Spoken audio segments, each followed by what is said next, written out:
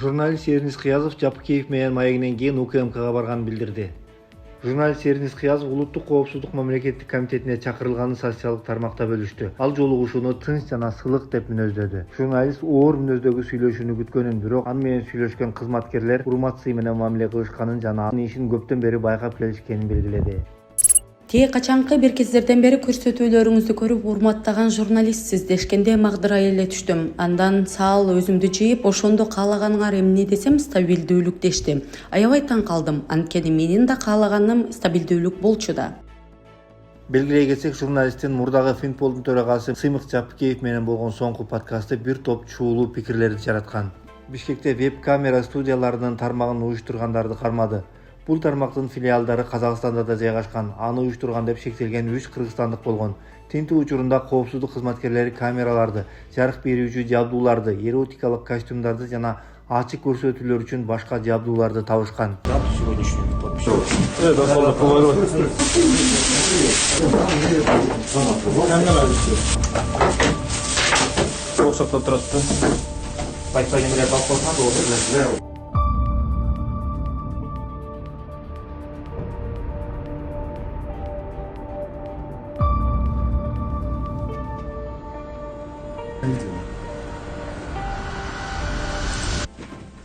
Тут ход следственного действия идет. Слышь, понял, да?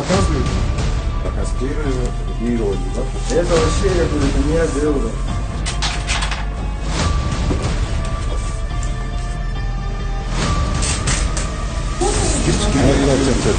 Телефон изымите. Так. Так, ничего не закрой, оставь. Все как есть. Оставь. Ушундай кыздардан аяктап болсо керек. 40 кызым барбы? Менде эмес, мен жөн эле отурмун. Саңып.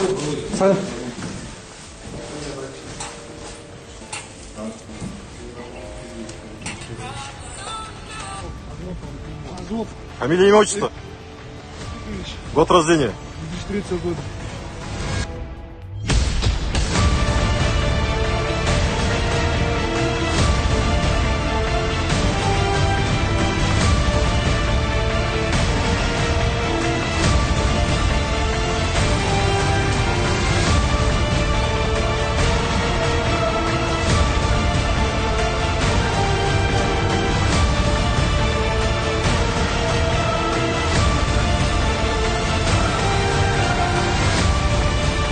Ошто 30дан ашуун күрөөкана жабылды.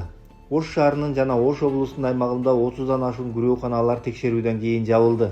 Мындан тышкары дагы башка күрөөканаларды текшерүүнүн жүрүшүндө мыйзамдарда белгиленген пайыздык чендер жогорулатылганы аныкталып, айыптар салынды. УКМК тарабынан учурда элге мүмкүн эмес шарттарда акча каражатын берип, күрөө мүлкүн өз пайдасына которуп, ошон менен өзгөчө ири өлчөмдө киреше алып келген, сүткорлук менен алектенген адамдарды аныктоо боюнча ыкчам издөө иш-чаралары жүргүзүлүүдө. Жакында эле УКМК төрагасы Камчыбек Ташиев бардык күрөөканаларды текшерүүнү тапшырган. Милиционер пара алууга шектелип кармалды. Бишкекте милиция кызматкеринин катышуусунда опуз алуу фактысы токтотулду. Бул тууралуу УКМКдан билдиришти. 17 январда ыкчам иликтөө иш-чараларынын натыйжасында ТА аттуу жаран жана Октябрь райондук ички иштер бөлүмүнүн кызматкери менен бирге опуз алап акча талап кылуу белгилери боюнча ЧМ аттуу жарандан 350 000 сом акча алып жатканда кармалышкан. Кылмыш ишинин материалдарына ылайык жаран ЧМге карата ТАны зуруктаган деген айып тагуу шылтоосу менен опуз алышкан. Буга байланыштуу аял киши милиция кызматкери менен алдын ала сүйлөшүп алып, оң чечим кабыл алуу үчүн акча каражатын талап кылышкан. Мындан улам Бишкек шаарынын Ленин райондук сотунун санкциясы негизинде аял киши жана милиция кызматкер УКМКнын тергөө абагына камакка алынды. Чек арадан жылкы айдап өтүп берем деген жаран алдамчылыкка шектелип кармалды.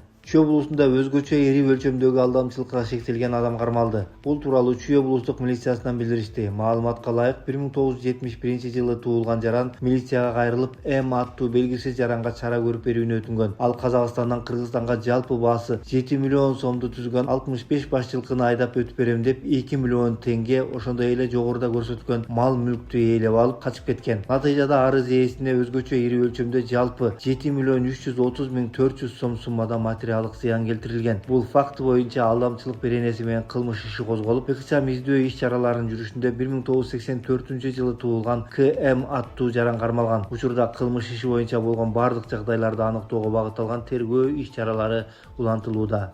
Бишкекте түнкүсүн өтүп бара жаткандарды тоногон топ пайда болду. Милициянын маалыматы боюнча 16, 18, 20 жаштагы жаш жигиттер жалгыз басып бара жаткан адамдарды аңдып, алардан баалуу буюмдарды уурдашкан. Кылмышка шектүүлөр жасалма номери бар унааны колдонуп жүрүшкөнү аныкталган. 12 январда жабырлануучулардын бири милицияга кайрылган. Маалым болгондой, Көркей көчөсүндө түнкү саат 2:00 анын iPhone 13 Pro Max телефону уурдалган. Учурда кармалгандардын ушул сыяктуу башка кылмыштарга катыштыгы бар жогун аныктоо боюнча тергөө иштери жүрүп жатат. 500 000 сомго чейин айлык алышат. Курулуш, архитектура жана турак жай коммуналдык чарба министри Нурдан Орунтаев Курулуш министрлигинин кызматкерлеринин маянасы жөнүндө өзү айткан сөзгө түшүндүрмө берди. Буга чейин Орунтаев Ала Тоо 24 телеканалына Курулуш министрлигинин департаментинде иштеген кызматкерлеринин маянасы орточо 150-160 000 сомго жеткирилгенин, айрымдары 200 000 сомго чейин алаарын айткан. Зарплата боюнча айта кетсек, мисалы катары айтып кетсек, специалист сколько получает? Канча алат? 150-160 чейин.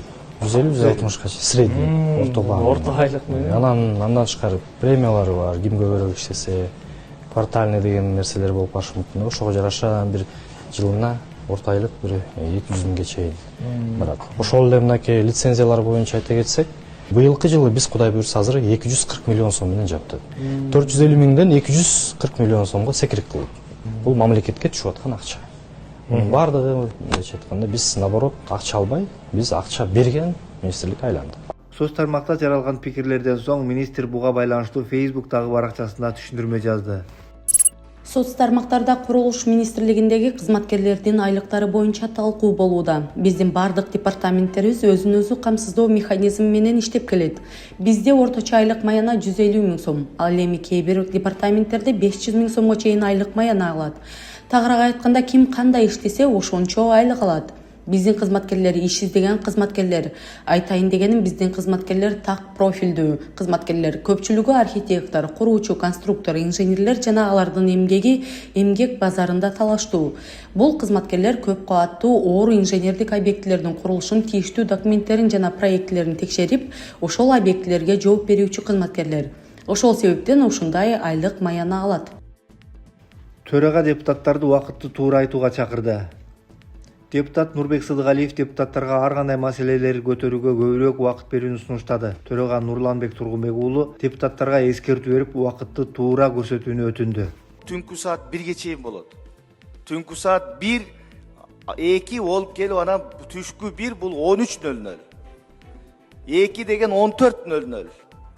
Ушуну эске алып койсоңуздар, ушундай сунуштарды бергенде ушундай маселелерди караганда сөзсүз саатты туура айтсаңыздар. Дональд Трамп Тынчтык кеңештин өмүр бою жетектеп, Бириккен Улуттар уюмун алмаштырууну көздөдү. Америка президенти Дональд Трамп өзү демилгелеген Тынчтык кеңеши Бириккен Улуттар уюмун алмаштыра алат деп билдирди. Анын айтымында Бириккен Улуттар уюму согуштарды токтотууга натыйжасыз болуп келген. Бириккен Улуттар уюму пайдалуу болгон жок. Мен жөнгө салган согуштардын баарын алар чечиш керек эле, деди Трамп Ак үйдөгү брифингде. Bloomberg агенттигинин маалыматына ылайык, Тынчтык кеңеши иш жүзүндө Бириккен Улуттар уюмуна альтернатива катары түзүлүүдө. Эң талаштуу жагы, Трамп бул кеңеште президенттик мөөнөтү бүткөндөн кийин дагы өмүр бою жетектей алышы мүмкүн. Ак үйдөгү булактардын маалыматтарына караганда, кеңештин төрагалыгы Трамп өзү кызматтан кеткенге чейин анын колунда болот. Ал эми келечектеги АКШ президенти кеңешке өлкөнүн атынан өз өкүлүн гана дайындай алат.